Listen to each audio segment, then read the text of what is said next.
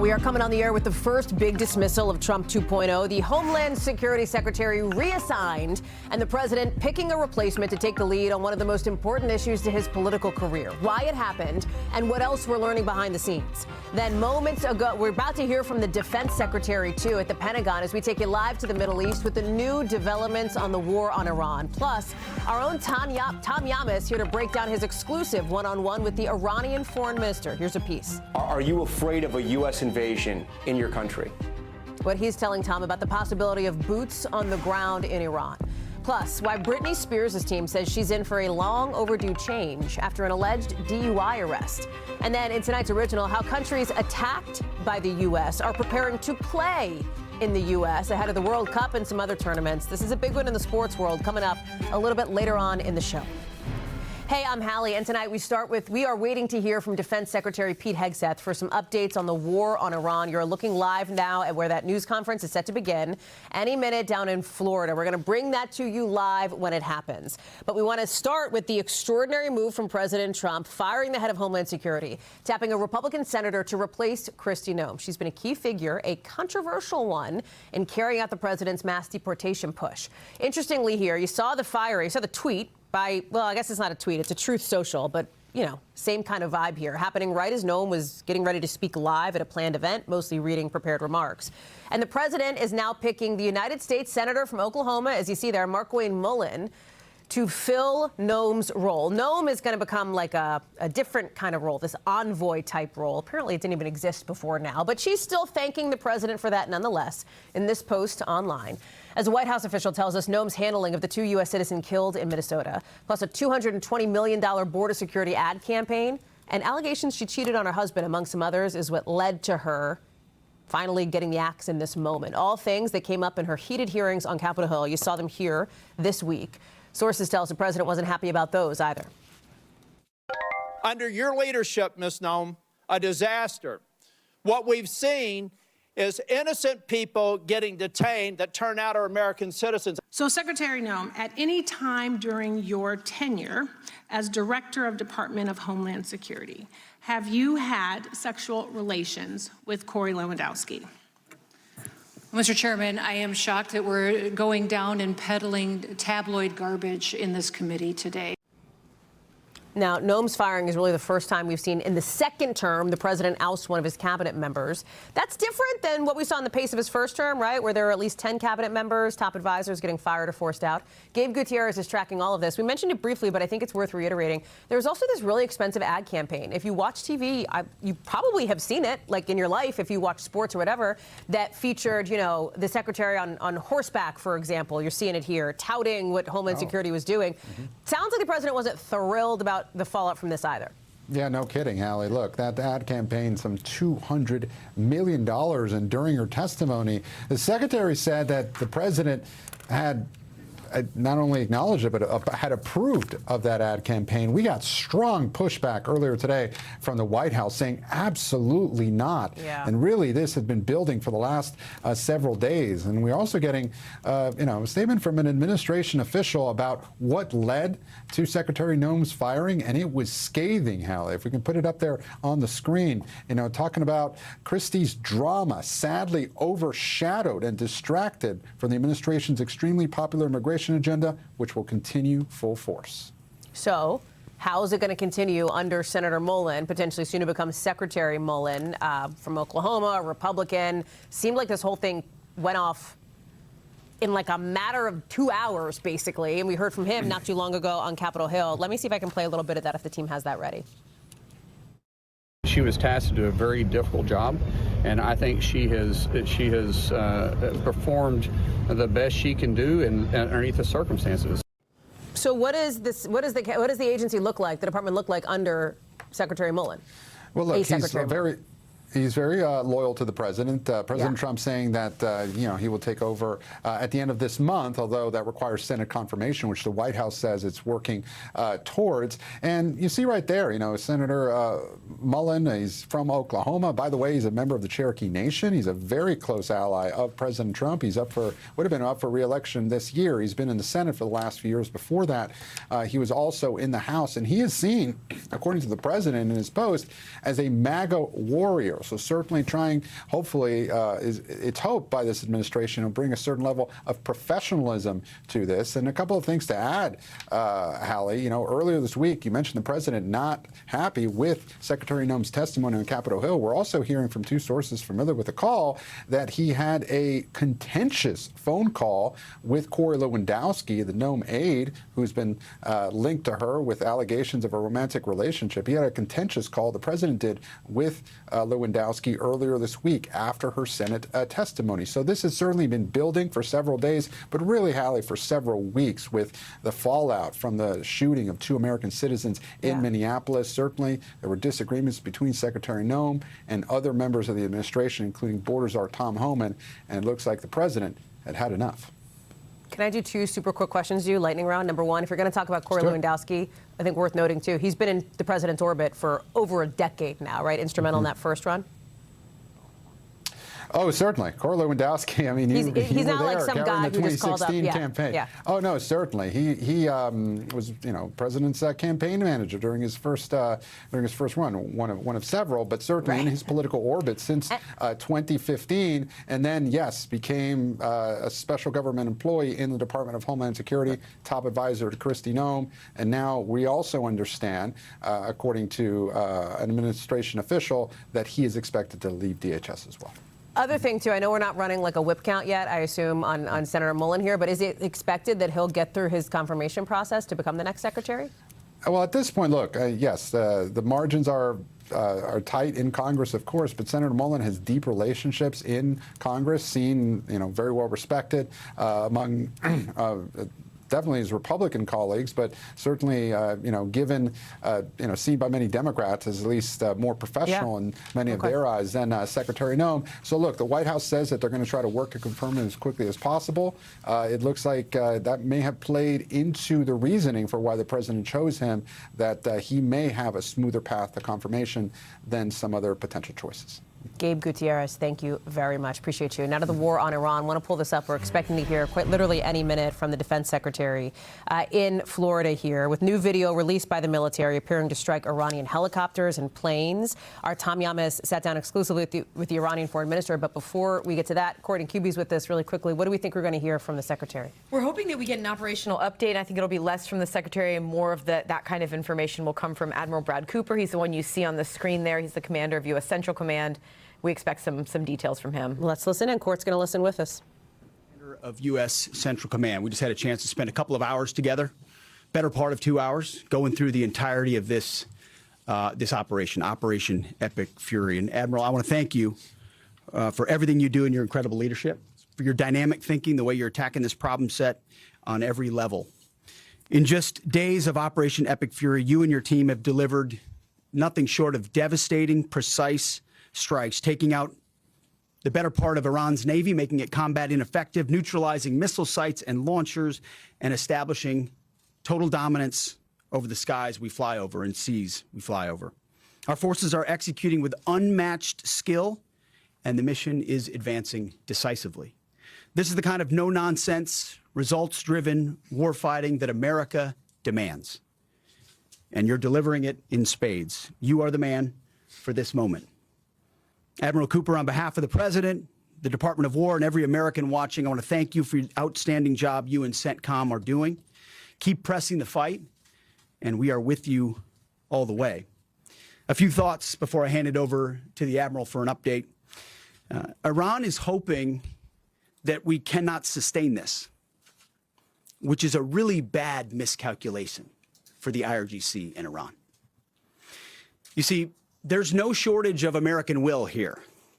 We remember and honor our fallen, those 6 that we will soon welcome at Dover, who gave everything for their country in this mission. We remember them. But we remember them by rededicating ourselves even more fervently to this mission.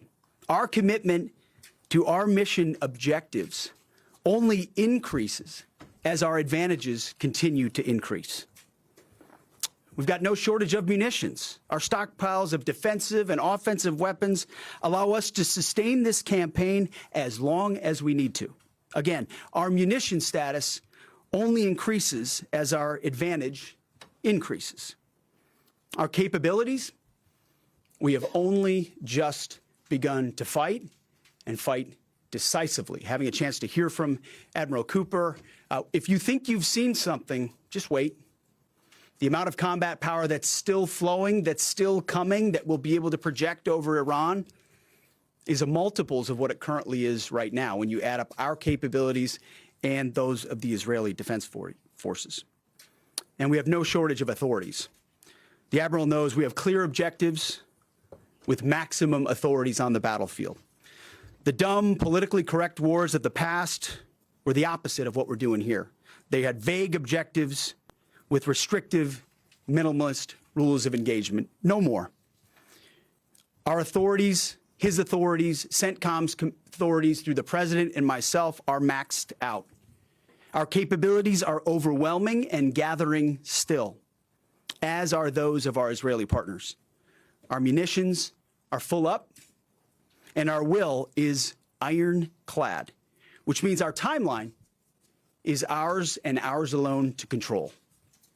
As long as it takes to ensure the United States of America achieves these objectives. And as we flow more forces, and as we flow more capabilities, and as our munitions, as we're flying over the top, have even more devastating effects, we set the tempo, we set the timeline, led by the commander on the ground. Our ear is to the ground to listen to Admiral Cooper. What he needs and what he needs, he will get.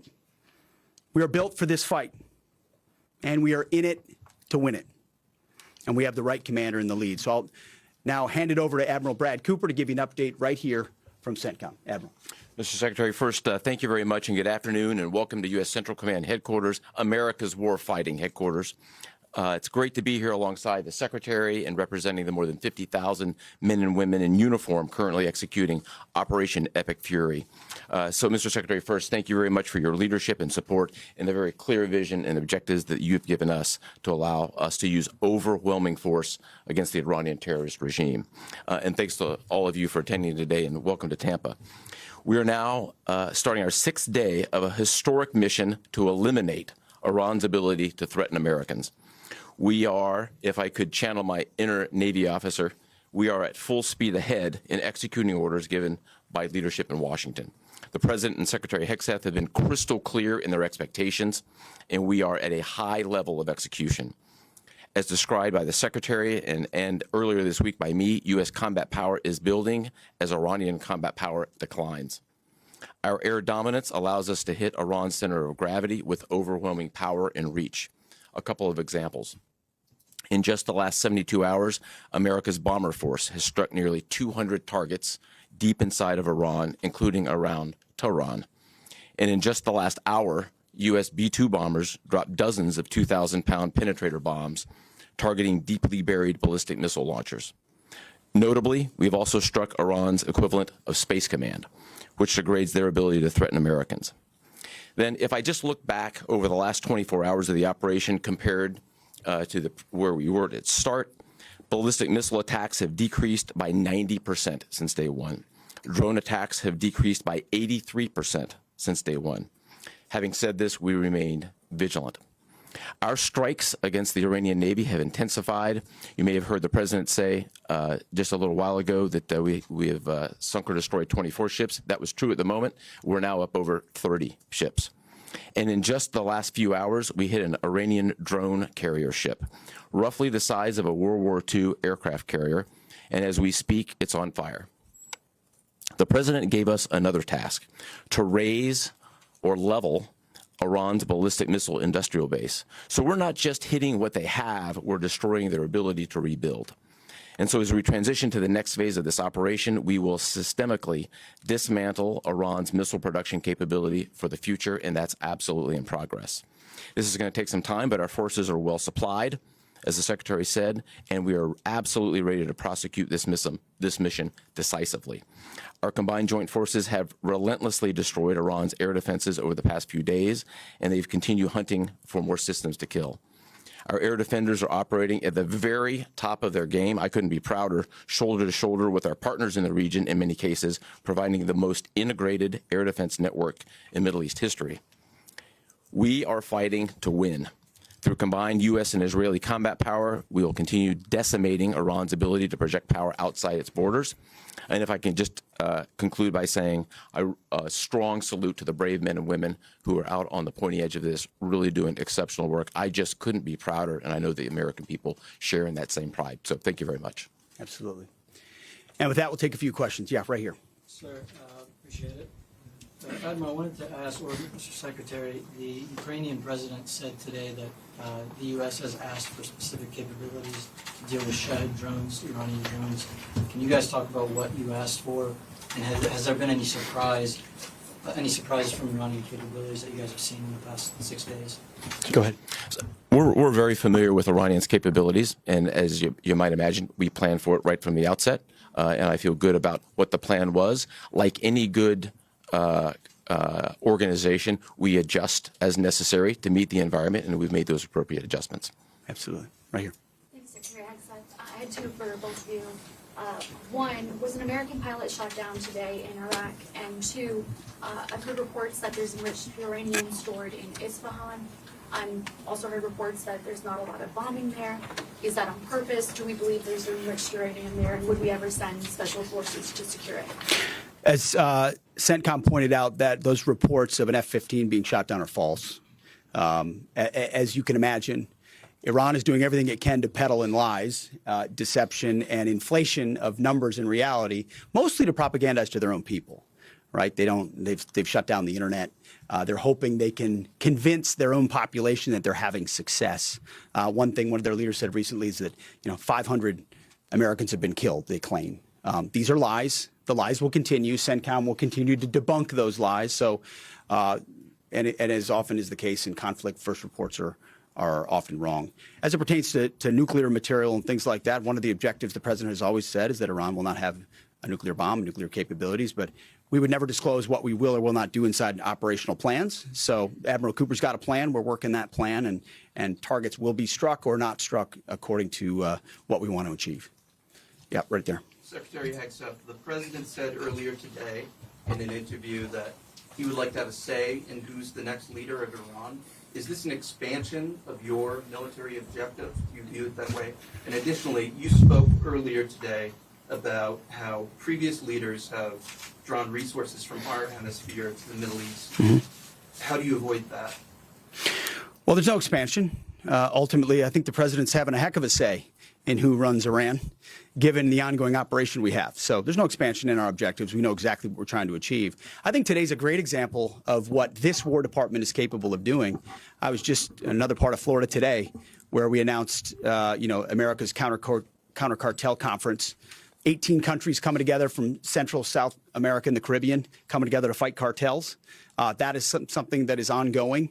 We're focused there. We're focused in the Indo-Pacific. We can mass combat power in CENTCOM. EUCOM is able to support that as well. So we know we're laser focused on our hemisphere and our homeland. And that's why we locked down the border. That's why we're working with partners to take on cartels. That's why we're sinking drug boats. That's why we're on the offense there. But the beautiful things about combatant commands is that, Brad Cooper's laser focused on Central Command, just like Frank Donovan is laser focused on Southern Command.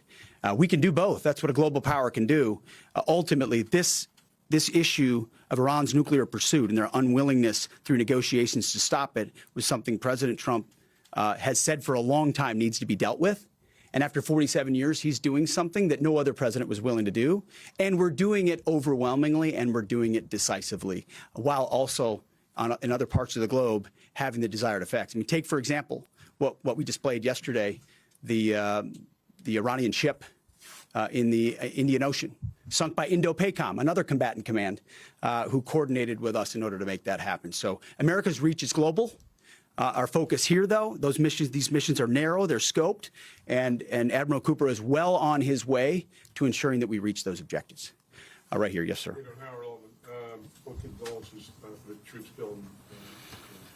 The Ukrainians are talking about providing low-cost interceptors, given their experience. Is that something that the Pentagon is looking for? And Admiral Cooper, can you walk us through a little bit about how effective the Lucas drones have been, what kind of targets they've hit, and how much that's helped given that they're low-cost alternative to a more expensive helium? Go ahead. Sure. I'm not familiar with the particular offer, but interceptors in general, we've had a number of new capabilities being fielded. Obviously, I'm not going to talk about it from an operational perspective of what those are. But I think you have seen over a period of time us kind of get on the other side of this cost curve on drones in general. If I just walk back a couple of years, you remember what you used to always hear, we're shooting down a $50,000 drone with a $2 million missile. These days, we're spending a lot of time shooting down $100,000 drones with $10,000 weapons from ours. So that's one aspect of it. Lucas, indispensable. As many of you know, and if you don't know, this was an original Iranian drone design. We captured it, pulled the guts out, sent it back to America, put a little Made America on it, brought it back here, and we're shooting it at the Iranians. Good targets. Good targets. Absolutely. Right there, yes, ma'am. Thank you so much, Secretary. President Trump, in his first speech after the launch of the Operation Epic Fury, he addressed the Iranian people and he said that there is going to be a time for you to come out, but it's not now. Stay home. It's not safe. I want to know if there is a timeline for that you're going to urge Iranian people to come out, how that is going to play out, and how are you going to protect the protesters. You know that they're going to be shot probably, as we witnessed in January. That's what happened. How are you going to protect and support the protesters? And Admiral, I have one question for you. How are you going to minimize the civilian harms? We have a lot of evidence that the Basij units, IRGC commanders, they are now gathering in schools, in hospitals, in purely residential areas because their headquarters are bombarded, they are ruined, of course. So how are you going to protect the civilians while you're attacking the IRGC people part? Thank you.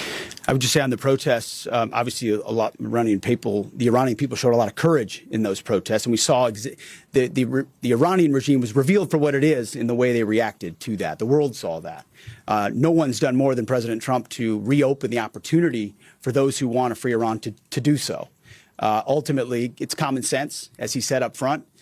Don't go out and protest while bombs are dropping inside Tehran and elsewhere. So there will come a moment where he determines, or they determine, that it's the time to seize that advantage. But there's a lot of things we're doing and the Israeli military is doing, targeting those individuals who are targeting those who protest. The more you do that and you erode their will and you erode their capabilities, the more you create an opportunity for people to boldly stand up. Yeah, I would just reinforce the point. We're targeting the people. We're targeting the headquarters and the people who are targeting the protesters, first and foremost. I'd also just double down on the president's comments that he previously made to the people. Stay in your homes, keep things calm, stay out of the way. There's a lot of U.S. and Israeli capacity coming over. We're hitting a lot of targets. The best thing for them to do for right now is just to lay low. Right here. One common outcome of American military action in the past has been taking in thousands of refugees into the American homeland, and I'm wondering if there's any safeguards put in place to make sure that the American people aren't having to have another wave of refugees from the Middle East or anywhere else come and stay here. I think it's safe to say there's no plan for a wave of new Middle Eastern refugees to the United States of America. I think, as the president has pointed out for a long time, there are a lot of countries in the region who would be capable of providing that kind of support if need be, but that's certainly not something we're planning on. Yep, back there. Yep. Yes, sir. Michael in Washington Times. I wanted to ask, I know semper gumby is always a truism in the military. Did the British decision to refuse Diego Garcia have any impact on the mission itself? Did you have to adjust, or were you able to just completely, go with the mission without any worry? Well, as the president stated, it was unfortunate that that the Brits didn't, from day one, say, "Hey, go ahead and have access." But we got there. We got there, and that's now part of the way that we're operationalizing bomber runs. And that's part of when we say more to come. It's more fighter squadrons, it's more capabilities, it's more defensive capabilities, and it's more bomber pulses more frequently. The amount of firepower over Iran and over Tehran is about to surge dramatically. And part of it is that we're going to have even more basing. And it's not just the UK. We've had other friends step up, and we're grateful for that. Maybe one more right here. Yeah, the Azeri president earlier today basically authorized his Minister of Defense to begin preparing troops for some type of retaliatory action after the airport strike. As the Department of War and CENTCOM is working on deconflicting with the Azeri if they were to move in or attempt something in retaliation. I'm sure there are plans, and I'll let the Admiral speak to that. But that does allow me to kind of address this idea that the war might be expanding or there's chaos, and nothing could be further from the truth. If anything, what Iran is doing by targeting allied countries that would otherwise want to stay out of this, they've actually pulled them into the American orbit. So now you've got UAE and Qatar and Bahrain and Saudi and Kuwait and others saying, hey, we're with you. We'll shoot with you. We'll fly with you. We'll defend with you. We'll allow you more basing and other opportunities, a lot of which we can't talk about and won't talk about. But it's actually firming up the unity of the resistance in order to focus exactly where we need to. So this idea that it's expanding or going, no, it's actually simplifying in a number of ways exactly what we need to achieve and how we'll achieve it. I don't know if you anything want to add to that. I won't get ahead of policy in terms of what we might do. What I will point out is this is now the 12th country that Iran has attacked. 12 countries, and it goes right back to the Secretary's point. Those 12 countries are none too happy, and I look forward to working with all the partners who are willing to join us in this. And I would just close by saying, Mr. Secretary, one more question. Sure. What is your message to Americans who are concerned about security here at home with the change-up that we're going to see at the Department of Homeland Security? Well, I think Kristi Noem did an excellent job over there securing our border and keeping us focused on threats, and President making a change. We all serve at the pleasure of the President. I'm sure Mark Wayne Mullen will do a fantastic job. He's been a friend of mine for a long time. But Kristi did a great job setting us up for success. So I don't have any concerns about whether or not the homeland will be covered down on. And I'll just end by saying I wish every American could get a chance to see what we see.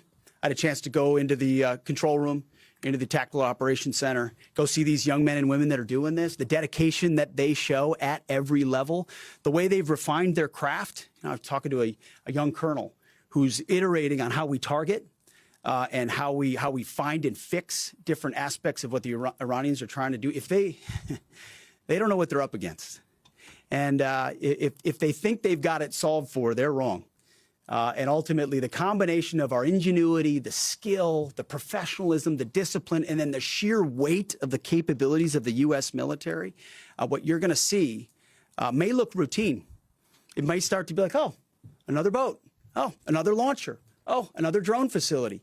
What it takes to do this with the precision that we do is world-class. No one else can do it. And it's world-class Americans. Like the ones I saw here, like the ones that are coming home that we're going to greet home, that are the engine of what makes our country great. And so I'm so grateful for folks like those here at CENTCOM, at Central Command, who are under your command. Thank you for your decisive leadership. And all I'll say to you is what I say to them, keep going. Because the President and myself, we have your back. Thank you, Admiral. Appreciate it. Thanks very much. Thank you all. Defense Secretary Pete Hegseth there speaking with the top CENTCOM commander on the war on Iran from Florida. The news conference there, as you saw, in bars in Tampa. Keir Simmons is joining us from Dubai. Kristi Noem is with us as well. But I want to start, of course, with Courtney Kuby, who is watching that alongside us. So some news there, I think, to a degree. Ballistic missile attacks from Iran are down something like 90%. I think retaliatory drones were down something like 80%, which gives you a sense of the landscape on the battlefield on the ground. You heard the Defense Secretary repeatedly talk about the decisive action, that they feel like they are advancing decisively here, that there's enough munitions. What else stood out to you here? Because there's a lot. Yeah, there were a couple things from the Secretary that stood out. Number one, he and this was similar to what he said in the briefing yesterday. He said, we've only just begun to fight. Yeah. And I just find that such interesting language when we keep asking about any kind of a sense of the scale, the scope, the length that this war may last, and to use that kind of language. Another thing, and this is something he also said, but it was a little finer today, is that he has given the U.S. military maximum authorities on the battlefield. Yeah. That really opens up the question what he means by that. Because remember, the U.S. military is one who really prioritizes not inflicting civilian casualties.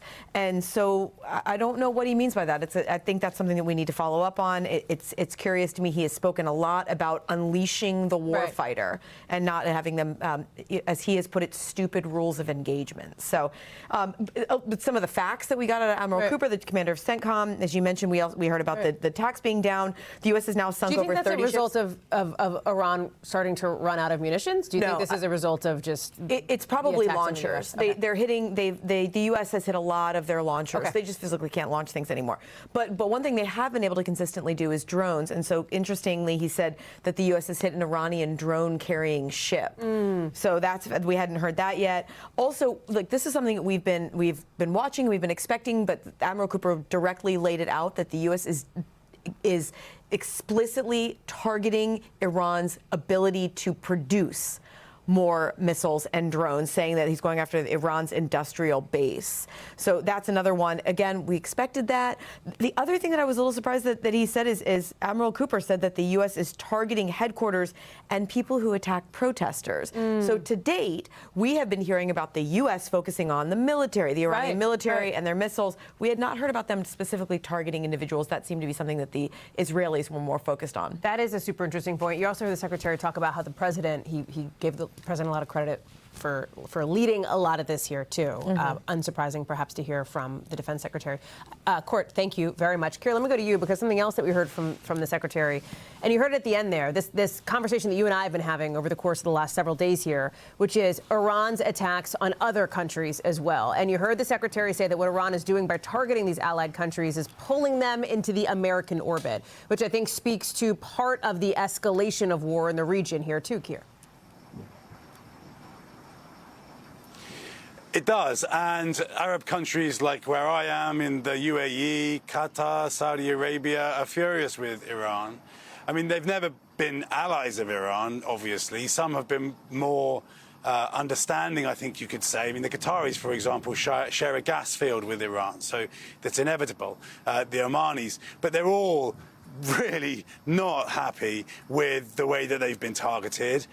The Prime Minister of Qatar had a conversation with the Foreign Minister Araghchi, who Tom interviewed earlier today, of course, and it wasn't a happy conversation. And the Prime Minister put out a statement, the Qatari Prime Minister afterwards put out a statement absolutely refuting the Iranian claim that it is only targeting bases in this region, for example. So there's lots of talk that it's backfiring on the Iranians. Whether the Iranians think that is a different question, because I think potentially Tehran has a different goal, which is to cause as much chaos as possible, inflict as much pain as possible on America's allies and partners, and just see whether or not it can upend things and just make life more difficult for the US, to the point that the US kind of begins to shift its posture.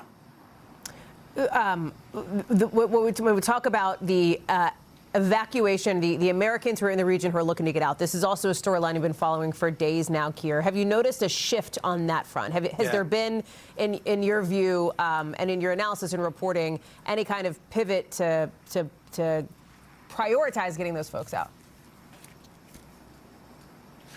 Yes, there are charter flights, American charter flights now. We don't know that much about them because, and understandably, this is the right thing to do. That they're not telling us about them, and in a way you wouldn't want them to, right? Because they're Americans trying to get out of here on planes. You don't want people to know the details of that. However, it's not enough. I mean, there's no question it's not enough. And I just know that because, for example, of a woman here in Dubai who has a WhatsApp group, 400 people, all of whom want to leave. And she tells me that about 2% of those people have been contacted. They've always all registered, of course. I know that because of the numbers, because the hundreds of thousands who are here on vacation across the whole region, on vacation or for business, but then widen it further because the State Department at some point suggested that all Americans should leave from 14 countries. Well, that's about 1 million American citizens. So there's nothing like an operation enough to make that sort of evacuation happen. Now, there are lots of Americans, and we've interviewed them and kept in contact with them as they have done this, who have left on commercial flights. But here's another thing that we've been grappling with today, Hallie, and it's just stunning, isn't it? that even if you can get them a commercial flight, you need to put your hand in your pocket for thousands of dollars because you're trying to buy, even if you're buying coach, you're trying to buy a ticket on the same day and a ticket that people really, really want. I mean, our producer Sarah has been going through and figuring out how much it might cost, and she's found tickets back to the US in economy, $6,000, maybe going up towards $7,000. Even if you've driven out of Dubai and got to Oman, for example, in order to try and get a flight, then you've got to find the money. Keir Simmons, there's a lot to this. Keir, thank you very much. We'll check back in with you, I know, as more develops. Christine, let me get to you, and thanks for hanging out while we watch Secretary Hegseth obviously give that critical update there on the war on Iran along with the CENTCOM team. Oil prices are spiking. Gas prices are up. The White House is set to meet officials there with energy executives, we know, and have some of these discussions with defense contractors. They've already met with some energy folks. Where does this go? How does this begin to unfurl? I mean, look, you heard the Secretary of War there saying you haven't even seen what's going to happen. There's even more that's going to happen. They've got a lot more up their sleeve, that this is just the beginning of whatever this is going to be. And that is what oil markets don't want to see. They want to see some sort of an off-ramp so that you can get those ships moving back through the Strait of Hormuz.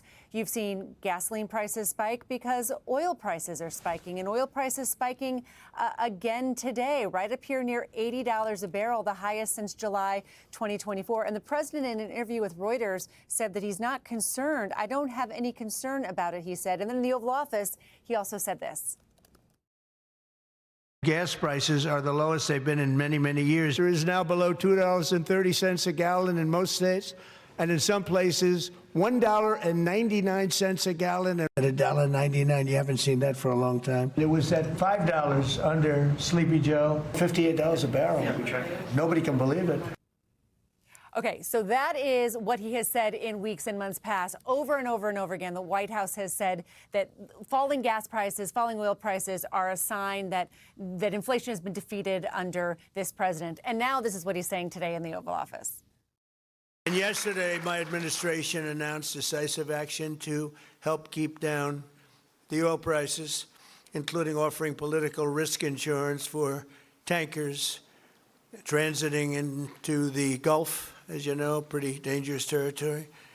Further action to reduce pressure on oil is imminent, and the oil seems to have pretty much stabilized. We had it very low, but I had to take this little detour, if it's okay with everybody. Scott, it's okay with you? A little detour, and then he said it's pretty much stabilized. I mean, it hasn't really stabilized today. That $80 is certainly not stabilized when you had $67 on Friday for a barrel of crude oil. So that's the president's point of view. But as you know, for so many months, he has used this as an example of what his policies are achieving, right. And now it's reversed on him just like that. So can I ask you, Christine, as we head into tomorrow, as we head into the weekend and the week ahead, what's the next shoe to drop that you're watching for? Like, what's the next indicator or thing that you're like, okay, you're clocking, I want to keep an eye on that?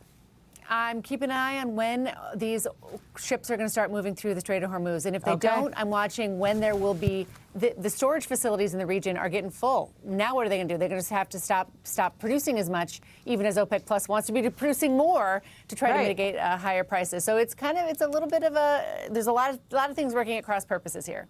Kristi Noem, we're so glad to have you. Thank you, Christine. Good to see you. Appreciate it. Coming up, some top Republican leadership now calling on a Texas congressman to end his re-election push. With the congressman's now saying about an affair with his former aide. Plus, remember that 200-foot wide asteroid we've been telling you about? NASA has an update you may want to stick around for. That's a tease. That's what we call a tease in this biz, gang. I'm just saying. Hang out.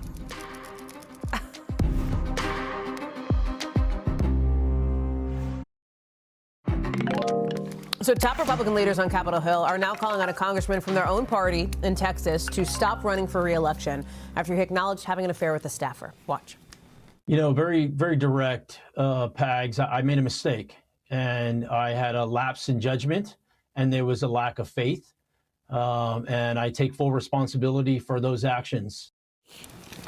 Now, that staffer later died by suicide. And now you've got the House Speaker, the Majority Leader, some other big Republican players saying Congressman Tony Gonzalez should step aside in the re-election fight that he's in. He's now in a runoff. We told you about this Tuesday night in Texas after both he and his opponent didn't secure enough votes to get past that 50% threshold.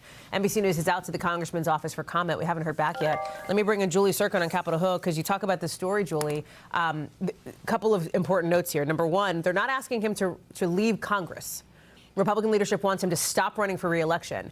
And I wonder if that has anything to do with bucket number two, which is the incredibly close margins in the House of Representatives right now. Hallie, you are so smart to point that out because that's exactly what we tried to press Speaker Johnson on, that idea between the difference. It's true, though, because the margins are so small. And yes, they're telling him don't run for re-election again. You mentioned he qualified for that runoff. They're saying don't run for re-election again. They're not saying resign because Speaker Johnson knows he needs every single Republican vote that he can manage. There was a statement that came out from Rich Hudson. He's the head of the NRSCC. Basically, he's in charge of re-electing Republicans to the House, keeping the House majority, which we know is so super slim. He said, quote, Tony should withdraw from the runoff and allow the ethics process to move forward while focusing on his family and serving his constituents for the remainder of his term. Similarly, we caught up with Speaker Johnson, and he called this a political death sentence for Gonzalez, meaning the affair that he had admitted to and essentially concluding that he could not win his re-election effort in Texas, but refusing to parse the words that he didn't say, which is Gonzalez should resign from Congress now. Hallie? Julie Sircon. Jules, I see you there in the halls of the Capitol. I'm curious who you're staking out. You don't have to tell me, but I know there's been a lot going on your beat today. I knew you would want to know. It's actually the office of Senator Mark Wayne Mullen. He has been in there for hours. We talked to him on the Capitol steps, but of course, so much more to ask him as the president just nominated him to be his DHS secretary. Hallie? Jules, we may be seeing you in a couple of minutes later on tonight. Julie Sircon, thank you very much, doing double duty there on the Hill. Appreciate it. Let's get you over to the 5 things our team thinks you should know about tonight. Number 1, a man accused of killing 3 women in Utah is now in custody. Officers say Ivan Miller apparently did not know the alleged victims and doesn't have ties to the area. Police think he wanted to take their cars. He was arrested in Colorado, but the names of the women so far have not yet been released. Number 2, an anti-corruption group is suing President Trump and the Attorney General over the sale of TikTok's U.S. operations. The suit claims that this deal violates a law about preventing the spread of Chinese government propaganda. I don't have to tell you about all the back and forth over this potential TikTok ban, then the potential sale of the app or its U.S. operations. The Justice Department isn't commenting, and TikTok didn't get right back to us either.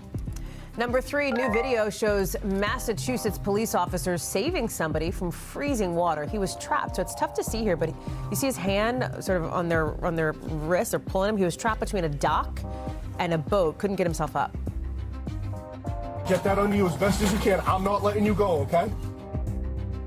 It eventually took 5 officers to pull him to safety, and they did. He was taken to a hospital nearby for some treatment.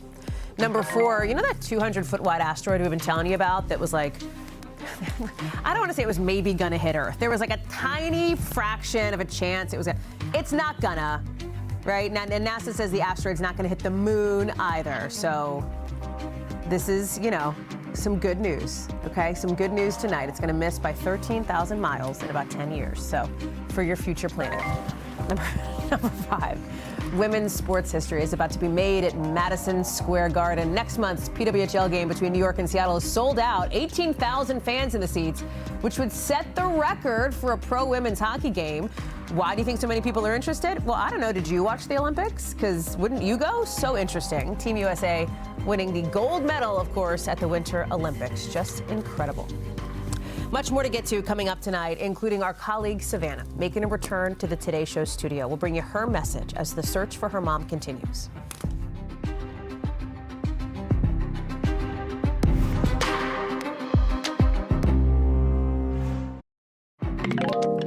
So somebody very near and dear to our hearts making an appearance back at the Today Show studio today. That's Savannah, of course, for the first time since her mom's disappearance, with so many of us here at the network, all around the country, hoping and praying for Nancy Guthrie's safe return. Want to show you Savannah here hugging.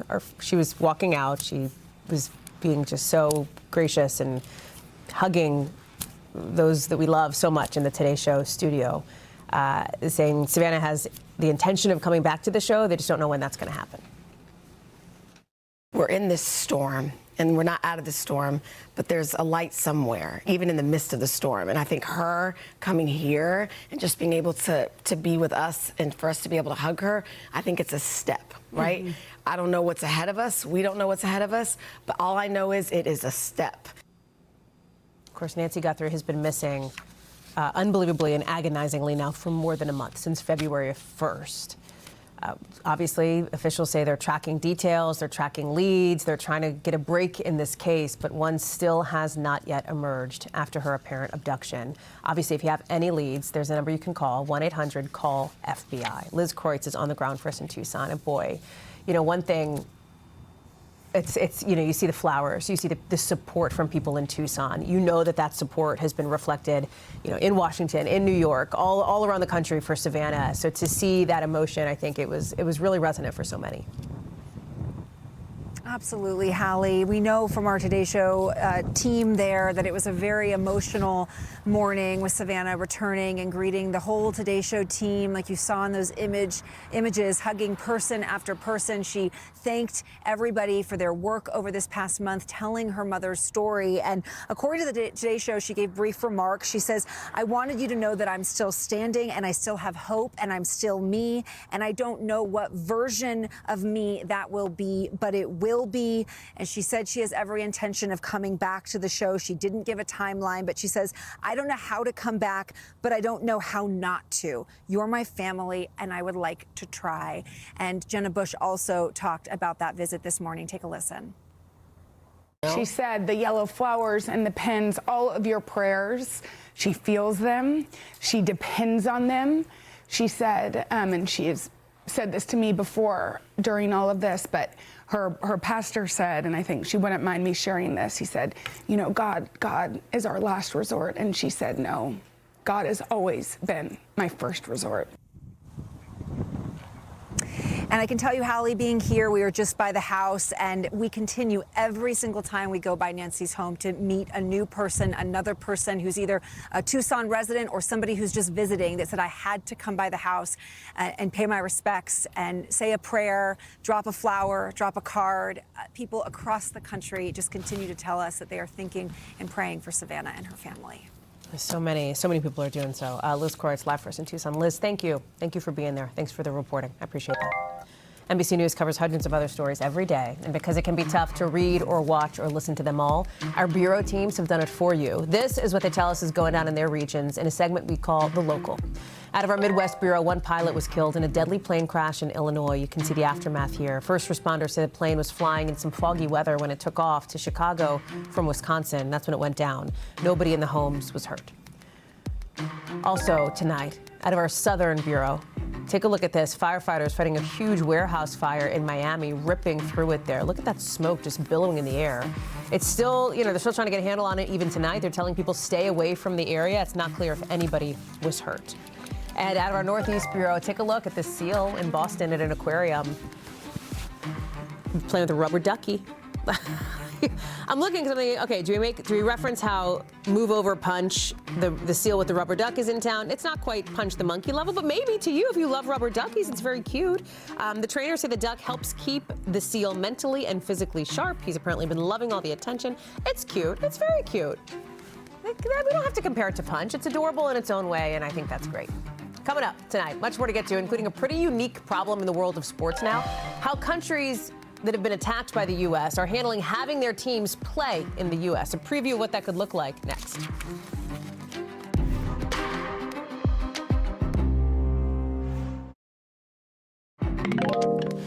To tonight's Original Now with in-depth reporting on a topic we've been watching. And tonight, right now, leaders at FIFA are trying to get ready for a pretty unique problem. Can two countries at war play in the World Cup, especially when one of them's the host? Because just a few months from now, the Iranian national soccer team is set to play in L.A. President Trump, who, remember, won that so-called Peace Prize from FIFA, said earlier this week he doesn't care whether or not Iran plays.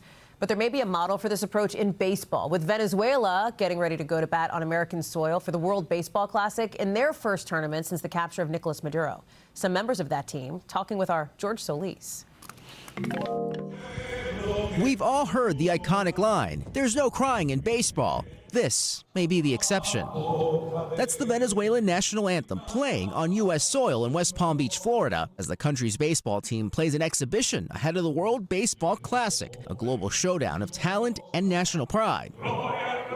Fans supporting the Venezuelan players choking up as some of MLB's top talent watch their country's flag wave in the distance. When you hear the national anthem of our country in a different country, that's fully emotion.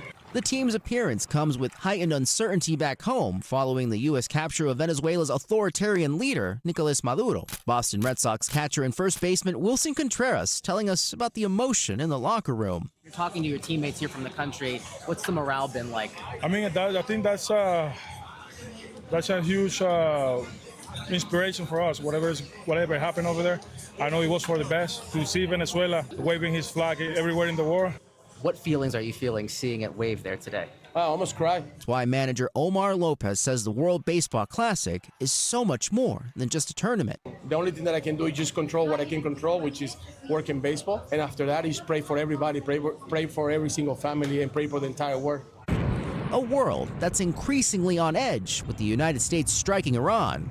That war creating a new challenge for FIFA heading into the World Cup, as Iran earned a place in the tournament and is set to play on U.S. soil in June. A top Iranian football official casting some doubt on the team's participation, lighting up social media. If only there was a way to keep politics away from football, but it's the harsh reality. And this is a big issue for the World Cup. FIFA seems to be waiting to see how the war plays out, while President Trump told Politico this week, quote, "I really don't care if Iran plays."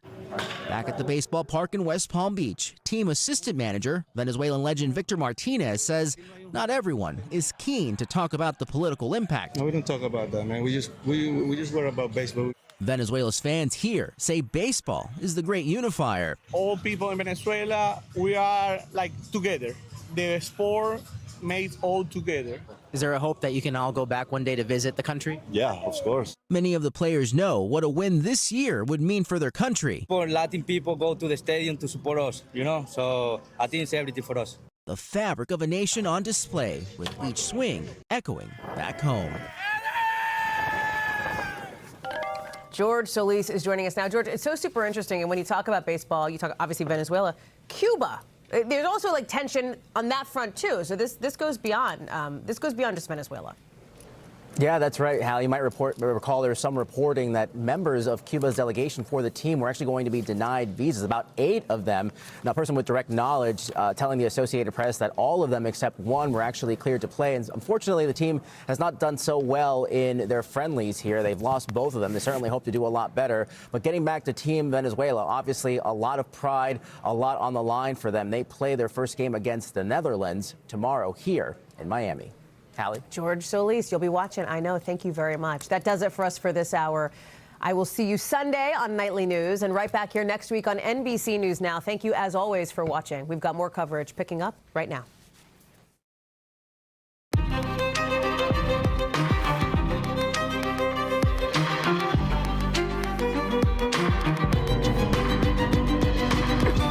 We are coming on the air with the first big dismissal of Trump 2.0. The Homeland Security Secretary reassigned, the president picking a replacement to take the lead on one of the most important issues to his political career, why it happened, and what else we're learning behind the scenes. Then some of the new comments just in from the defense secretary in literally the last 45 minutes. Why he says the Iranian strategy to hit other countries in the region is backfiring. We'll take you live to the Middle East. Plus, our own Tom Yamas is here to break down his exclusive one-on-one with the Iranian foreign minister. Are you afraid of a U.S. invasion in your country? What he's telling Tom about the possibility of U.S. boots on the ground. Plus, the new body cam video our team's just now getting in the moments after police killed the man accused of a mass shooting in Austin. What we're learning about a potential motive. And the really intense flood watch for millions tonight. We'll take you to Texas, plus the forecast on pretty bad hail. That's coming up a little bit later on in the show. Hey, I'm Hallie, and we start tonight with that big move from President Trump, firing the head of Homeland Security and tapping a Republican senator to replace Kristi Noem. She has been a key figure, a controversial figure in carrying out the president's mass deportation push. Notably, listen, the firing came via, you can't say tweet, I guess it was technically a Truth Social. But it did come online regardless, right before, at least publicly, right as Noem was getting ready to speak here at this pre-planned event. She was just reading mostly prepared remarks. So who's going to take her place? Markwayne Mullin, Republican senator from Oklahoma, an ally, somebody who's been a familiar and vocal voice on cable and media, etc. Noem's thanking the president for the new position she's now in. He put her in as like an envoy, basically, a special envoy for the Shield of the Americas. So why? What happened here? Why did this all come to a head? Why today? A couple of reasons, according to White House official, telling us her handling of the 2 Americans who were killed in Minnesota, this huge, expensive border security ad campaign she put forward, allegations she cheated on her husband, among others. That's all what kind of led up to this moment here, a moment that's been speculated about for a bit, and moments that came up in those heated hearings we've been telling you about this week on Capitol Hill. Sources tell our team the president wasn't quite thrilled with moments like these. Watch. Under your leadership, Ms. Noem, a disaster. What we've seen is innocent people getting detained that turn out are American citizens. So, Secretary Noem, at any time during your tenure as Director of Department of Homeland Security, have you had sexual relations with Corey Lewandowski? Mr. Chairman, I am shocked that we're going down and peddling tabloid garbage in this committee today. I want to bring in now our senior White House correspondent, Gabe Gutierrez. Okay, so let's talk about a couple of things here. We laid out some of the reasons why the president seemed to be frustrated, but I think there's a part of it that has to do with that ad campaign. Oh, yeah. Expensive. She's like on a horse. You know, people probably have seen it. It's like everywhere. It's been everywhere. It's pretty slickly produced, and it's $200 million. And she said during her testimony that President Trump had approved of this. No, he didn't, according to the White House. Very significant. Apparently didn't. Absolutely not, according to a White House official. And in addition to that, Hallie, we also heard from an administration source today who put out a blistering statement for the reasons that Kristi Noem was fired as DHS secretary, calling it drama. If we can put that on the screen. Kristi's drama, sadly, overshadowed and distracted from the administration's extremely popular immigration agenda, which will continue full force. And then that statement also mentions some of the other issues that that led to her ouster, including the ad campaign, the fallout in Minnesota, the allegations of infidelity, and the mismanagement of her staff. An administration official essentially calling her tenure at the Department of Homeland Security a failure. And this comes, Hallie, as you know, just several weeks after President Trump was asked about this by reporters and said, oh, you have full confidence in her. Apparently, that testimony did not go well. We also have from 2 sources that there was a contentious phone call between Corey Lewandowski, her top aide, and allegations of infidelity with him, but that there was a conversation between Corey Lewandowski and President Trump on Tuesday after that Senate hearing. You know, if there's one thing that President Trump has been pretty clear based on your many years of covering him, he doesn't like to be dragged into stuff that he doesn't want to be dragged into, right? So her saying, well, he approved this ad campaign. Absolutely. If he didn't, you know. Absolutely. Yes, and look, and during the testimony, too, there were allegations of those, Corey Lewandowski approving contracts, potential waste of money. There doesn't, any allegation that anyone may have profited from President Trump does not go over well with the president. So he just doesn't like that drama, doesn't like playing out on television.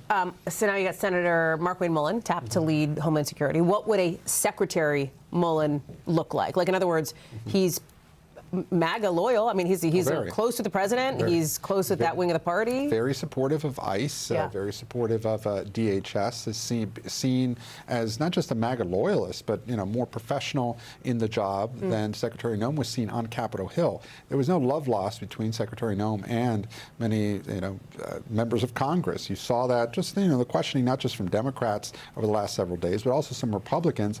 And Markwayne Mullin been a senator for the last few years. Before that, spent many years in the House, has strong relationships on Capitol Hill, and there seemed to be, from our Hill team telling us that there was, Republicans responded very positively, extremely positively to Markwayne Mullin being selected. And there was this anecdote that it kind of almost came as a surprise to him. He had yet to tell his wife when he spoke with reporters because he was eating lunch there, and he apparently got a phone call. Whips down Pennsylvania Avenue. That's right. He just got out of the room, had covering his mouth, because he didn't want reporters to hear. And he says that he was surprised getting a phone call from the President of the United States. However, this had been building though for several days, and it marks the first cabinet member during President Trump's second term to be gone. Because for as much as Noem had an embattled tenure, and I think it's fair to say the tenure, especially towards the end, was embattled, she lasted a lot of scaramucci's. If you remember the first term, you know, there was a lot of turnover for top folks in the White House and in the cabinet. This is really the first big shakeup, and it's coming more than a year in compared to, look, the first term. Well, there you go. You mentioned scaramucci, and that's the list. Michael Flynn, oh my goodness, some of these names. Oh, James Comey. No, not all of these were in the first year of the first term, that's so right. Let's be clear about that. But those are high-level firings in President Trump's first term. There has been a much more disciplined administration this time around, and she's the first one to be voted off the island, so to speak. Okay, Gabe Gutierrez, thank you very much, friend. Much to watch as we look forward and look ahead to those confirmation hearings, too. Appreciate that. Got to get to the other, obviously, huge story we've been covering, the war on Iran. We just heard from the defense secretary, another cabinet member who obviously is in the job, leading this effort now. Here he is down in Florida, speaking with the head of Central Command. The two say that the Iranian combat power is declining. They say there's actually been fewer ballistic missile attacks coming from Iran. And you heard the secretary. What Iran is doing by targeting allied countries that would otherwise want to stay out of this, they've actually pulled them into the American orbit. So now you've got UAE and Qatar and Bahrain and Saudi and Kuwait and others saying, hey, we're with you.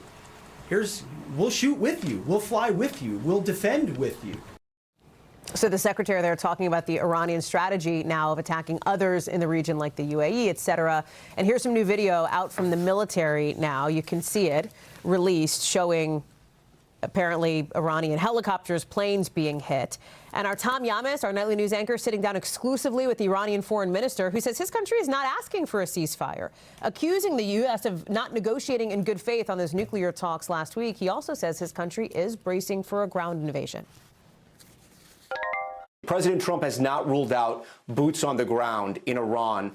Are you afraid of a U.S. invasion in your country? No, we are waiting for them. You are waiting for the U.S. military to invade the ground troops?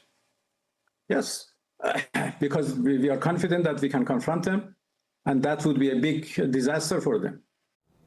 Tom's going to join us with more on that interview in just a bit as we track a lot of new developments here, including new video of blasts in northern Iran, the Israeli military getting ready to go deeper into Lebanon, where tens of thousands of families have been displaced.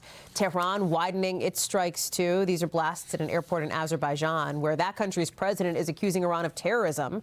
He wants an apology. Who would that come from?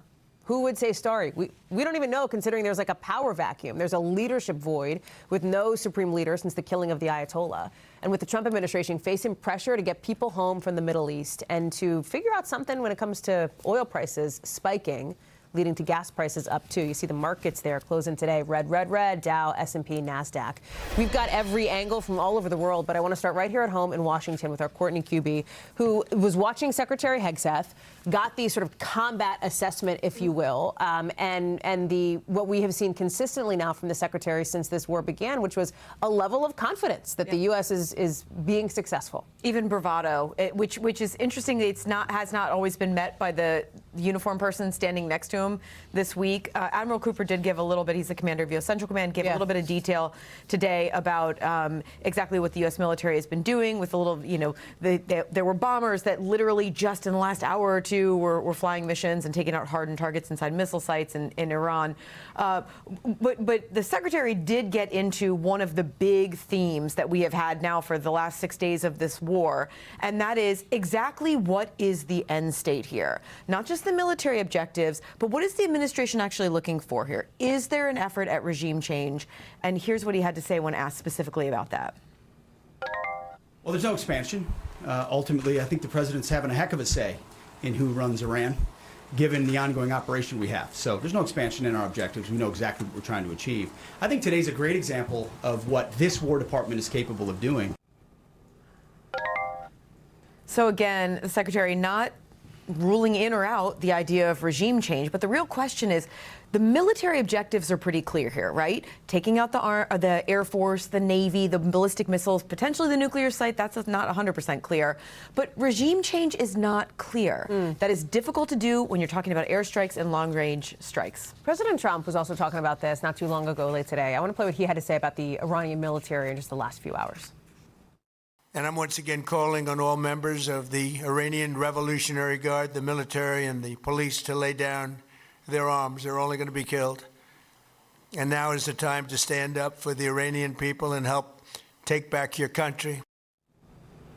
But how do you square that with the Iranian foreign minister saying, you know, we're ready, as you heard him say to Tom, we're ready for an invasion, basically. Yeah, almost daring the U.S. to invade Iran. I mean, the one thing I will say about this idea of U.S. boots on the ground is it doesn't have to be 150,000 troops on the ground in Iran if, in fact, they want to achieve this objective. There is a scenario in which they fulfill the military objectives that we just spoke about, those goals, and then they need to have U.S. boots on the ground for some reason, whether it is helping to secure certain areas or something. Right. It doesn't have to be an enormous footprint here. And I do wonder if that's why the administration is just refusing to say. Yeah, it doesn't have to be an enormous invasion and people kicking in doors. Super quickly, there was an interesting thing from the Ukrainian president who said the U.S. wants Ukraine's help to try to counter some of these one-way drones from Iran. Does that suggest that the U.S. isn't doing that enough already? Is that a head fake? Like, how are we supposed to read into that? I wouldn't be surprised if that's the case, just because Ukraine has been fighting against these Shahed drones, the Iranian drones, but the Admiral Cooper, the commander of CENTCOM, kind of pushed back on that and said, look, we're aware of the drones, we know how to combat them, and we're ready. Courtney Kube, thank you very much. Appreciate that. I want to bring in Tom now, of course, our nightly news anchor. Tom, we're so glad to have you on. What an interview. Really appreciate you being here. Hallie, great to be with you and your viewers tonight. One of the things you talked about with the foreign minister here is why Iran appears to be widening the war here. It's targeting other countries like the UAE, et cetera. Talk to us about the justification you heard. Yeah, we asked him about that. In fact, we had to follow up and press him because at first he tried to tell us that they were only targeting military installations. But Hallie, you and I know we've been talking to Richard Engel and to Keir Simmons, and the targets are all over the place. And a lot of them are residential. And there are places in Dubai, like hotels that are getting taken out, in Oman, in Bahrain, that are residential facilities. Here's what he told me. Minister, explain to us and to the world, really, Iran has chosen to attack at least 10 other countries, many of them your Arab neighbors. None of them were involved in this war. Why are you attacking your Muslim neighbors during the holy month of Ramadan? Oh, please don't mistake. We have not attacked our neighbors. We have not attacked Muslim countries. We have attacked Americans' targets and Americans' bases, Americans' installations, which are unfortunately located in the soils of our neighbors. So we have made it clear for them. I have been in touch with their foreign ministers, and I have explained that we are not targeting you. We have no problem with you. We are only targeting the American installations and American bases. And the reason is obvious. But Minister, Iran is hitting civilian targets, striking hotels, high-rise apartments, airports in many of these countries. Those are not military targets. Well, no, we have targeted wherever the Americans are. Maybe there have been some collateral damages, as it is in every war. You know, look, more than 70,000 people were killed in Gaza by Israelis, and Israeli army called all of them collateral damage. So yes.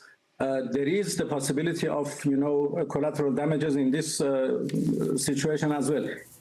So, Hallie, as you can see there, he's calling it collateral damage. We also asked him about that missile that NATO is saying Iran fired into Turkey, and NATO took out that missile. Right. There's video of this missile. He claims that never happened. I pressed him again. NATO says you fired this. There's a video of this. The world has seen this. But he said they are not firing on their neighbors the way he said it. You heard him there.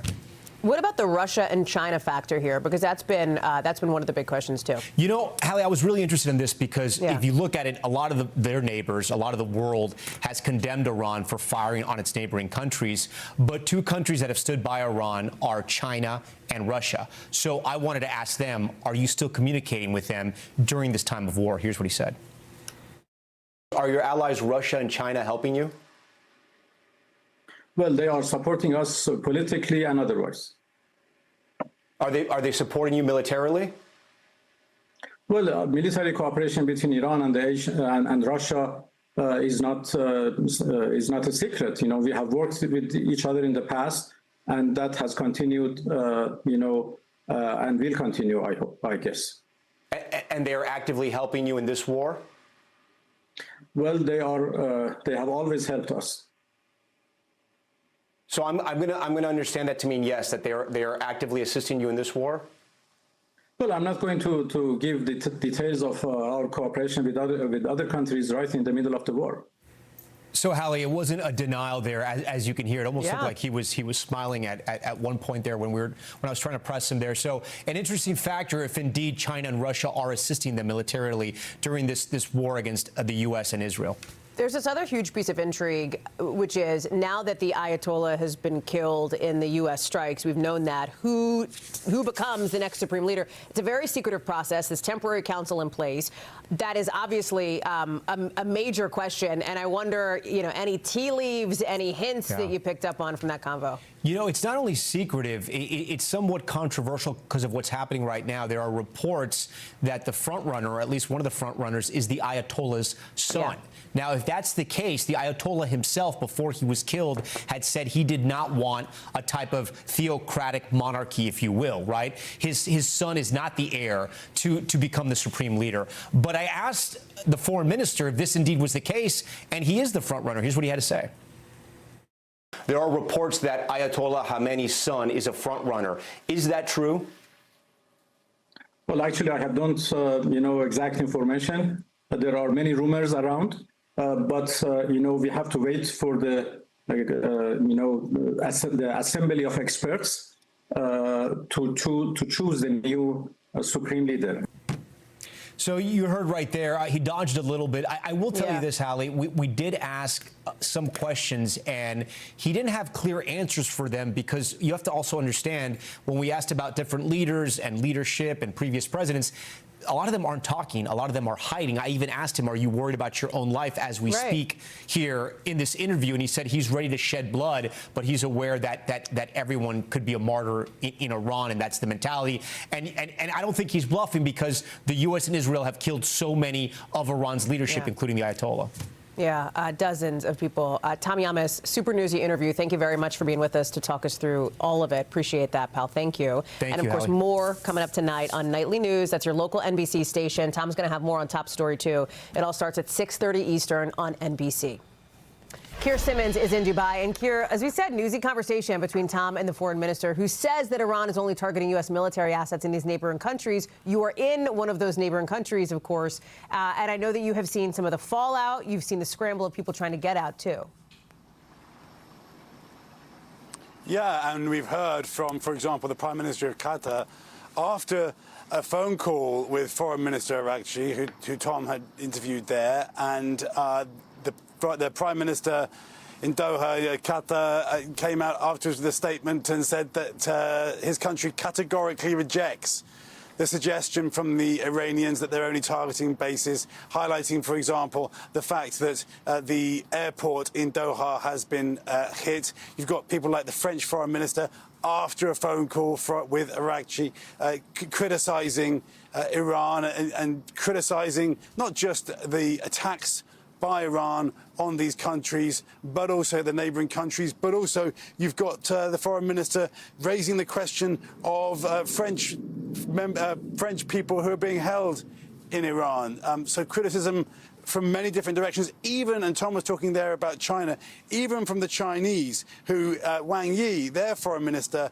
in a statement again after a phone call with Foreign Minister Araghchi, talking about how he's sure that Iran will, quote, take seriously the legitimate concerns of neighbouring countries.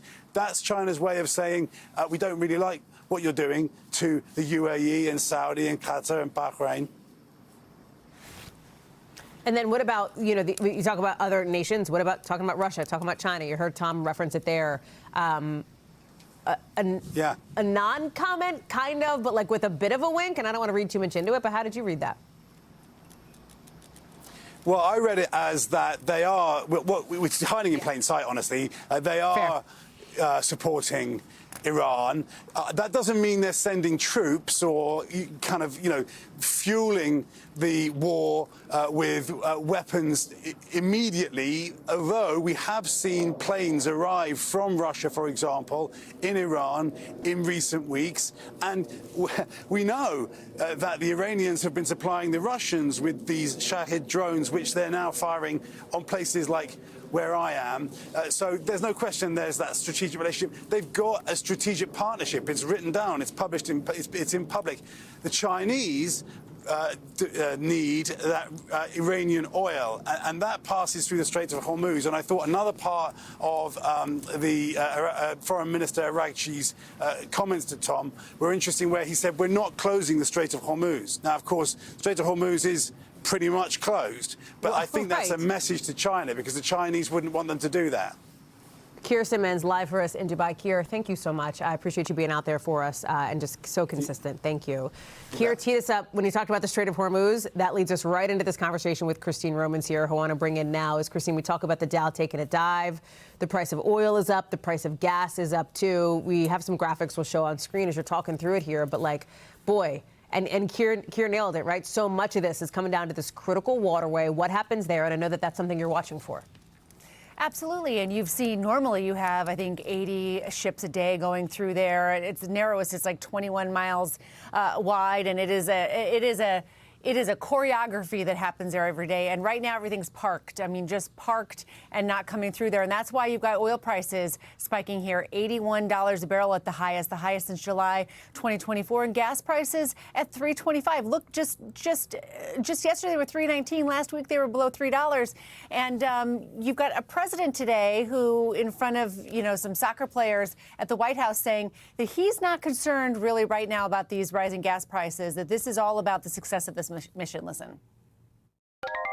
And yesterday, my administration announced decisive action to help keep down the oil prices, including offering political risk insurance for tankers transiting into the Gulf, as you know, pretty dangerous territory.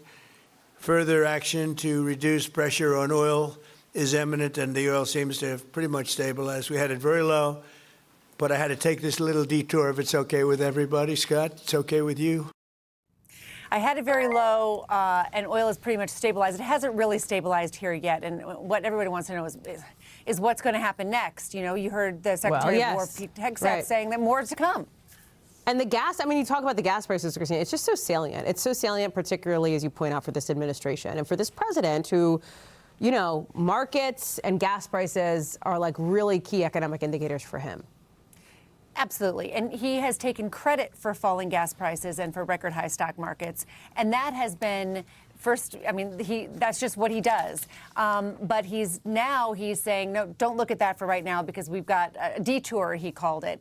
The president has also exaggerated gas prices when they were falling. I mean, he was in Iowa talking to farmers and talking about how gas prices were way lower than they actually were. And you even had, reporters on the ground were watching these farmers look at each other like, wait, that's not actually how low it is. He's misreading, the gas prices overall. And now they're spiking, and he's saying it's not really a concern. He also had an interview with Reuters where he said, quote, I don't have any concern about it. That's what he said, because he thinks that eventually they will come back down. You got to have some clarity in the situation, though, and this is still an expanding war in the Middle East, and so that is a big question. And the president has said that they're going to provide. The U.S. will provide insurance and maybe a naval escort for ships, but that isn't happening this moment. There are a lot of questions about how that'll all be worked out if that actually happens. For sure. Kristi Noem, we're glad to have you. Thank you very much for all of that. Appreciate it. We're going to keep an eye on, obviously, all the developments on the war in Iran, but we're also watching here at home this intense weather situation with parts of the South getting ready for rain, but hail, too, over the next 24 hours. Look at the roof of this warehouse outside Dallas. It collapsed because of all the rain. And that hail, we're looking at that as potentially a big threat in the next few hours. You see emergency workers here walking through some flooding with the water, thigh high there. It's not just, that's in Dallas, but it's not just Texas. Here's Indiana with a water rescue there.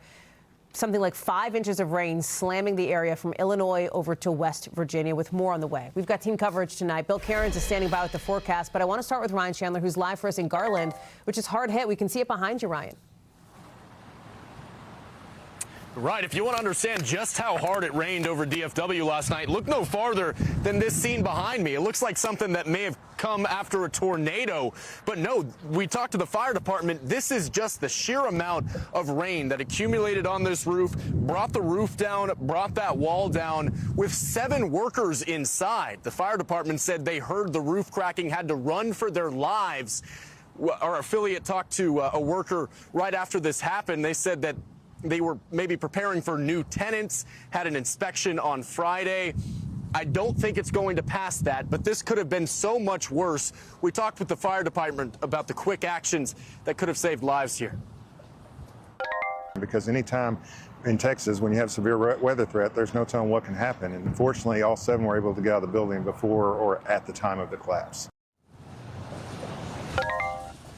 Threats still not over, not just in this region, but all across the country. Some 39 million people from Texas all the way up to the Midwest are at risk for severe weather tomorrow, Hallie.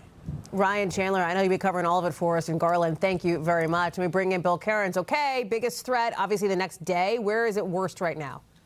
So we're watching these storms slowly developing. We think they're going to probably pop up in the next hour or two. Oklahoma, areas of North Texas, not much on the radar yet. No even watches. Today's a smaller area, and it's kind of like the prelude to tomorrow, which is we could actually be a severe weather outbreak. So if we get any bad storms, especially large hail, isolated tornadoes in between Childress and Woodward, and this is going to be after sunset, so it adds a little, a little more dangerous. Then tomorrow, this huge area from just outside of Chicago, Quad Cities, Des Moines, Kansas City, St. Louis, back down towards Tulsa, Oklahoma City, Dallas is in this too. And in this area in the middle here, this enhanced region, maybe even an isolated tornado. So the timing, kind of typical, late afternoon, right into the evening. So this time tomorrow, we'll probably be in the thick of it and tracking severe storms, maybe even a few tornadoes from Iowa southwards down into Kansas and Texas. And then on Saturday, it's not as huge as of an area, but some highly populated areas. Houston included in this too. Pittsburgh, all the way through areas of Ohio and West Virginia. We're going to watch those areas, about 21 million at risk. So, Hallie, we haven't really had many tornadoes so far this year. That should probably change tomorrow.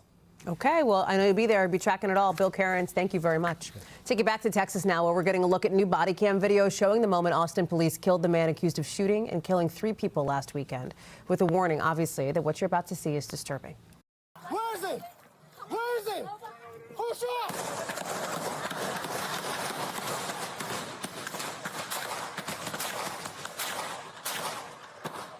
Shots fired! Shots fired! The suspect is down! Stop moving! Stop moving! Don't move! Don't move! Police are also releasing video from a parked car showing some of the moments leading up to this, where you see the suspect walking around with that gun there. 3 people were killed. You're about to see them here. Ryder Harrington, Savitha Shan, Jorge Peterson. Police say more than a dozen others were hit by gunfire, with 2 still in the hospital, one of them in really bad shape. I want to bring in Priscilla Thompson, who's joining us now. What else are we hearing from police about how this happened and what's next? Yeah, Hallie, a lot of new material here, both the body cam from several different angles where you really see the chaos of the scene, with police saying that this shooting didn't just happen at that beer garden, but that this gunman was throughout the streets, that the people, the victims, in fact, many of them were not even inside that beer garden. And you see as police are shouting, "Where is he at?" trying to ask people where he is, telling people to get down as they approach that shooter. And we're also hearing just harrowing 911 calls. I heard like 6 gunshots from inside. Everybody ducked down on the bottom floor. It sounded like it was from the... we're just right outside. We're hiding between cars. There has been a shooting at Lucas on 6th Street. There are people dead over here. There have been multiple people shot. We need help right now. Now, as for the motive, police say that they are still investigating that, investigating those potential ties to terrorism. The police chief today said that they conducted 2 search warrants and that right now they were also sifting through a ton of digital data and evidence to determine what exactly may have been the reason for this. They also said that the only other interaction that this suspected gunman had with police was in 2022 in New York, and that it was a wellness check, so a mental health issue. And they were asked if at that time there was any conversation around removing the guns from this individual. And police said that because he was not committed at that time, it does not appear that that is something that happened. And of course, we're getting all of this evidence now because the district attorney's office has concluded an investigation into the officer-involved shooting piece of this, saying that they are not going to be filing charges against those officers and hailing them as heroes that helped to save lives and prevent further injury on that day. Hallie? Priscilla Thompson, thank you for your reporting. Coming up, we're getting a new update tonight on the arrest of Britney Spears, what we're just hearing from California officials in really the last couple of minutes here. Plus, look at this big fire ripping through one popular hotspot in Miami. We're going to bring that to you next.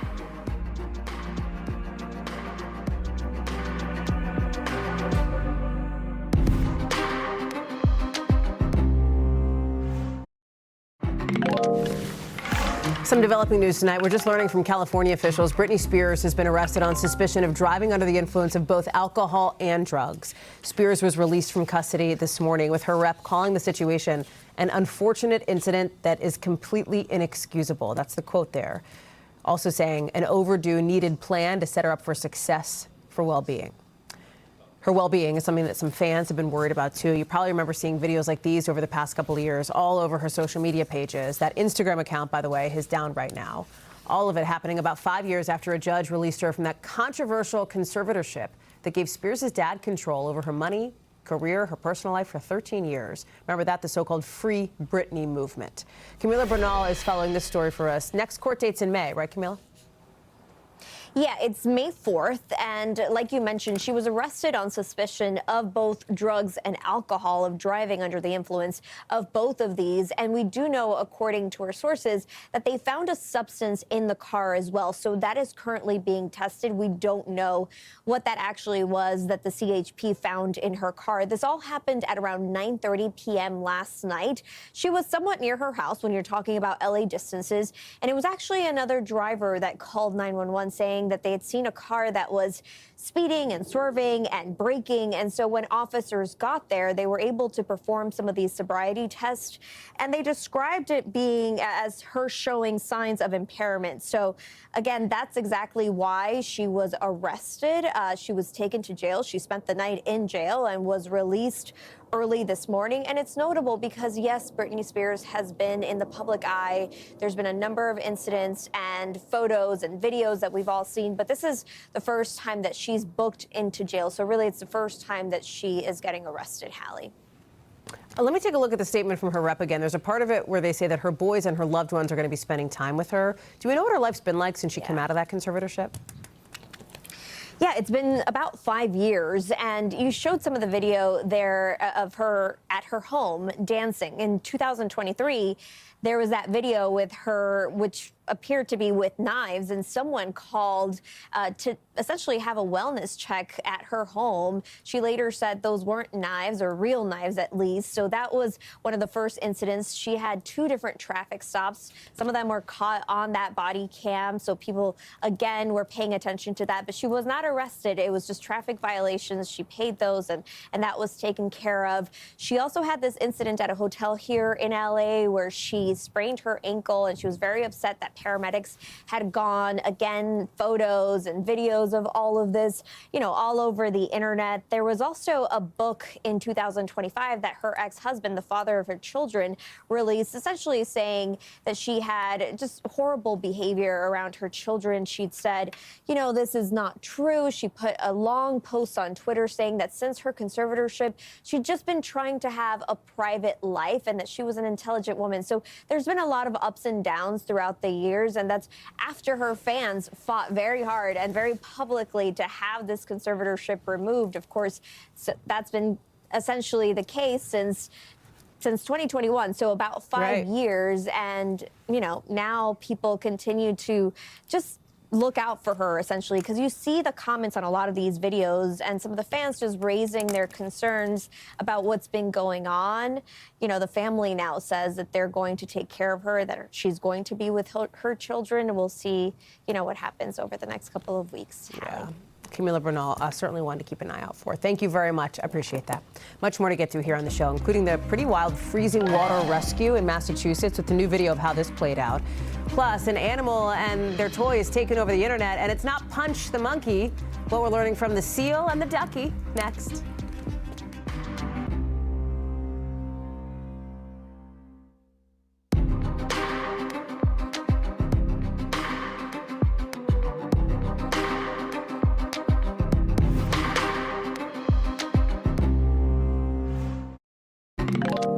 So top Republican leaders on Capitol Hill are now calling on a congressman from their own party in Texas to stop running for re-election after he acknowledged having an affair with a staffer. Watch. You know, very, very direct, Pags. I made a mistake, and I had a lapse in judgment, and there was a lack of faith, and I take full responsibility for those actions.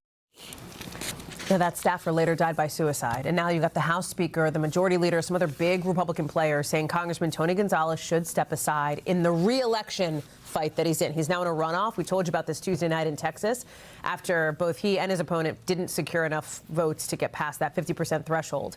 NBC News is out to the congressman's office for comment. We haven't heard back yet. Let me bring in Julie Sircon on Capitol Hill because you talk about this story, Julie. A couple of important notes here. Number one, they're not asking him to leave Congress.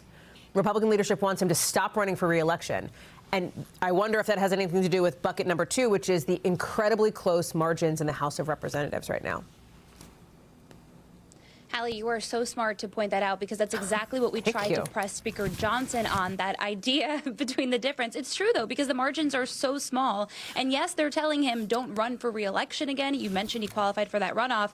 They're saying don't run for re-election again. They're not saying resign because Speaker Johnson knows he needs every single Republican vote that he can manage. There was a statement that came out from Rich Hudson. He's the head of the NRSCC. Basically, he's in charge of re-electing Republicans to the House, keeping the House majority, which we know is so super slim. He said, quote, Tony should withdraw from the runoff and allow the ethics process to move forward while focusing on his family and serving his constituents for the remainder of his term. Similarly, we caught up with Speaker Johnson, and he called this a political death sentence for Gonzalez, meaning the affair that he had admitted to and essentially concluding that he could not win his re-election effort in Texas, but refusing to parse the words that he didn't say, which is Gonzalez should resign from Congress now. Hallie? Julie Sircon. Jules, I see you there in the halls of the Capitol. I'm curious who you're staking out. You don't have to tell me, but I know there's been a lot going on your beat today. I knew you would want to know. It's actually the office of Senator Markwayne Mullin. He has been in there for hours. We talked to him on the Capitol steps, but of course, so much more to ask him as the president just nominated him to be his DHS secretary. Hallie? Jules, we may be seeing you in a couple of minutes later on tonight. Julie Sircon, thank you very much, doing double duty there on the Hill. Appreciate it. Let's get you over to the 5 things our team thinks you should know about tonight. Number 1, a man accused of killing 3 women in Utah is now in custody. Officers say Ivan Miller apparently did not know the alleged victims and doesn't have ties to the area. Police think he wanted to take their cars. He was arrested in Colorado, but the names of the women so far have not yet been released. Number 2, an anti-corruption group is suing President Trump and the Attorney General over the sale of TikTok's U.S. operations. The suit claims that this deal violates a law about preventing the spread of Chinese government propaganda. I don't have to tell you about all the back and forth over this potential TikTok ban, then the potential sale of the app or its U.S. operations. The Justice Department isn't commenting, and TikTok didn't get right back to us either. Number 3, new video shows Massachusetts police officers saving somebody from freezing water. He was trapped, so it's tough to see here, but you see his hand sort of on their wrist. They're pulling him. He was trapped between a dock and a boat. Couldn't get himself up. Get that on you as best as you can. I'm not letting you go, okay? It eventually took 5 officers to pull him to safety, and they did. He was taken to a hospital nearby for some treatment. Number 4, you know that 200-foot wide asteroid we've been telling you about that was like, I don't want to say it was maybe gonna hit Earth. There was like a tiny fraction of a chance it's not gonna, right? And NASA says the asteroid's not gonna hit the moon either. So this is, some good news, okay? Some good news tonight. It's gonna miss by 13,000 miles in about 10 years. So for your future planning. Number 5. Women's sports history is about to be made at Madison Square Garden. Next month's PWHL game between New York and Seattle is sold out. 18,000 fans in the seats, which would set the record for a pro women's hockey game. Why do you think so many people are interested? Well, I don't know. Did you watch the Olympics? Because wouldn't you go? So interesting. Team USA winning the gold medal, of course, at the Winter Olympics. Just incredible. Much more to get to coming up tonight, including our colleague Savannah making a return to the Today Show studio. We'll bring you her message as the search for her mom continues.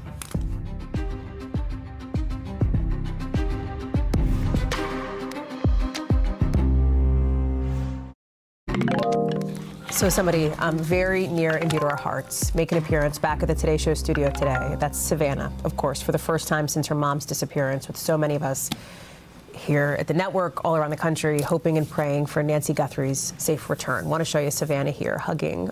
She was walking out. She was being just so gracious and hugging those that we love so much in the Today Show studio, saying Savannah has the intention of coming back to the show. They just don't know when that's going to happen.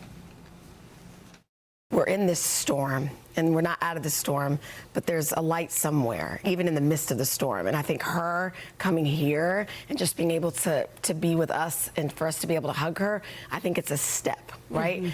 I don't know what's ahead of us. We don't know what's ahead of us, but all I know is it is a step. Of course, Nancy Guthrie has been missing unbelievably and agonizingly now for more than a month, since February 1st.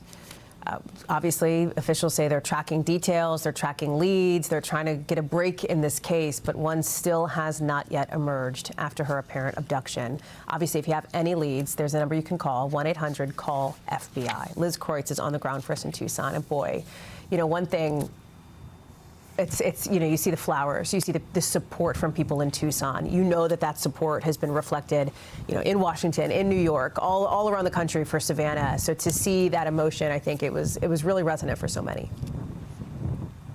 Absolutely, Hallie. We know from our Today Show team there that it was a very emotional morning with Savannah returning and greeting the whole Today Show team, like you saw in those images, hugging person after person. She thanked everybody for their work over this past month, telling her mother's story. And according to the Today Show, she gave brief remarks. She says, "I wanted you to know that I'm still standing and I still have hope and I'm still me. And I don't know what version of me that will be, but it will be." And she said she has every intention of coming back to the show. She didn't give a timeline, but she says, "I don't know how to come back, but I don't know how not to. You're my family, and I would like to try." And Jenna Bush also talked about that visit this morning. Take a listen. She said the yellow flowers and the pens, all of your prayers, she feels them. She depends on them. She said, and she has said this to me before during all of this, but her pastor said, and I think she wouldn't mind me sharing this, he said, you know, God is our last resort. And she said, no, God has always been my first resort. And I can tell you, Hallie, being here, we were just by the house, and we continue every single time we go by Nancy's home to meet a new person, another person who's either a Tucson resident or somebody who's just visiting that said, I had to come by the house and pay my respects and say a prayer, drop a flower, drop a card. People across the country just continue to tell us that they are thinking and praying for Savannah and her family.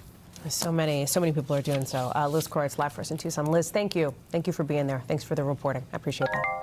NBC News covers hundreds of other stories every day, and because it can be tough to read or watch or listen to them all, our bureau teams have done it for you. This is what they tell us is going on in their regions in a segment we call The Local. Out of our Midwest bureau, one pilot was killed in a deadly plane crash in Illinois. You can see the aftermath here. First responders say the plane was flying in some foggy weather when it took off to Chicago from Wisconsin. That's when it went down. Nobody in the homes was hurt. Also tonight, out of our Southern Bureau, take a look at this. Firefighters fighting a huge warehouse fire in Miami, ripping through it there. Look at that smoke just billowing in the air. It's still, you know, they're still trying to get a handle on it even tonight. They're telling people stay away from the area. It's not clear if anybody was hurt. And out of our Northeast Bureau, take a look at this seal in Boston at an aquarium. Playing with a rubber ducky. I'm looking at something. Okay, do we reference how move over punch, the seal with the rubber duck is in town? It's not quite Punch the Monkey level, but maybe to you, if you love rubber duckies, it's very cute. The trainers say the duck helps keep the seal mentally and physically sharp. He's apparently been loving all the attention. It's cute. It's very cute. We don't have to compare it to Punch. It's adorable in its own way, and I think that's great. Coming up tonight, much more to get to, including a pretty unique problem in the world of sports now. How countries that have been attacked by the U.S. are handling having their teams play in the U.S. A preview of what that could look like next.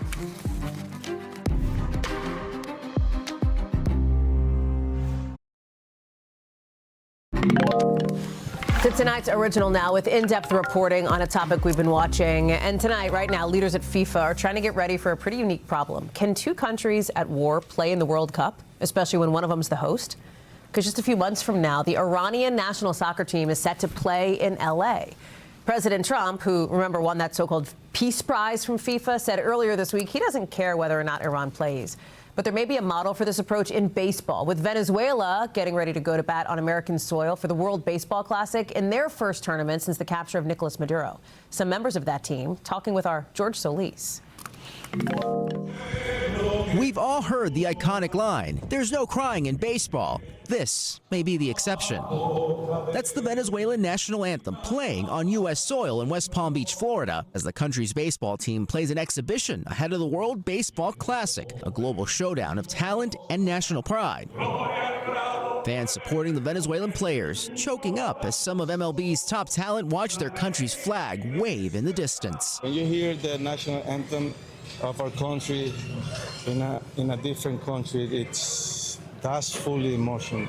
The team's appearance comes with heightened uncertainty back home following the U.S. capture of Venezuela's authoritarian leader, Nicolas Maduro. Boston Red Sox catcher and first baseman Wilson Contreras telling us about the emotion in the locker room. You're talking to your teammates here from the country. What's the morale been like? I mean, I think that's a huge inspiration for us. Whatever happened over there, I know it was for the best. To see Venezuela waving his flag everywhere in the world. What feelings are you feeling seeing it wave there today? I almost cried. That's why manager Omar Lopez says the World Baseball Classic is so much more than just a tournament. The only thing that I can do is just control what I can control, which is work in baseball. And after that is pray for everybody, pray for every single family, and pray for the entire world. A world that's increasingly on edge with the United States striking Iran. That war creating a new challenge for FIFA heading into the World Cup, as Iran earned a place in the tournament and is set to play on U.S. soil in June. A top Iranian football official casting some doubt on the team's participation, lighting up social media. If only there was a way to keep politics away from football, but it's the harsh reality. And this is a big issue for the World Cup. FIFA seems to be waiting to see how the war plays out, while President Trump told Politico this week, quote, "I really don't care if Iran plays." Back at the baseball park in West Palm Beach, team assistant manager, Venezuelan legend Victor Martinez, says not everyone is keen to talk about the political impact. No, we don't talk about that, man. We just worry about baseball. Venezuela's fans here say baseball is the great unifier. All people in Venezuela, we are like together. The sport makes all together. Is there a hope that you can all go back one day to visit the country? Yeah, of course. Many of the players know what a win this year would mean for their country. For Latin people go to the stadium to support us, so I think it's everything for us. The fabric of a nation on display, with each swing echoing back home. George Solis is joining us now. George, it's so super interesting. And when you talk about baseball, you talk obviously Venezuela, Cuba. There's also like tension on that front too. So this goes beyond just Venezuela. Yeah, that's right, Hallie. You might recall there was some reporting that members of Cuba's delegation for the team were actually going to be denied visas, about 8 of them.